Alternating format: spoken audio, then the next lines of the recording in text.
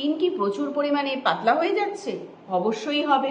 তোমরা তো স্টেরয়েড মাখছো, ফর্সা হওয়ার জন্য স্কিন তো পাতলা হবে। স্টেরয়েডের কাজ কি?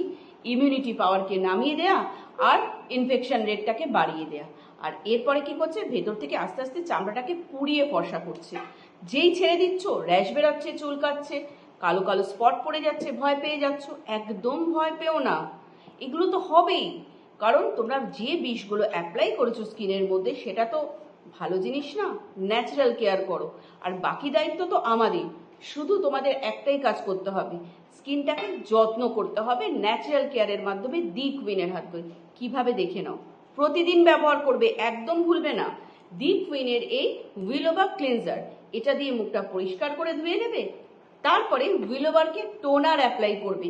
যাদের পাতলা স্কিন, ভালো করে শুনে নাও, ভিডিওটা কিন্তু তোমাদের জন্য।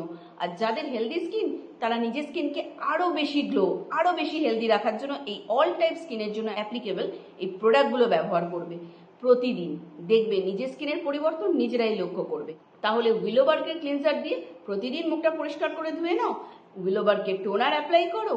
এরপরে স্কিনকে হাইড্রেট রাখার জন্য এই হাইলোরনিক সিরামের সঙ্গে আমাদের সিল্ক হাইল্যান্ড ডেজেল ক্রিম কিন্তু অবশ্যই মিক্স করে ব্যবহার করবে। স্কিনকে হাইড্রেট রাখবে আর তার সঙ্গে গ্লো আসবে।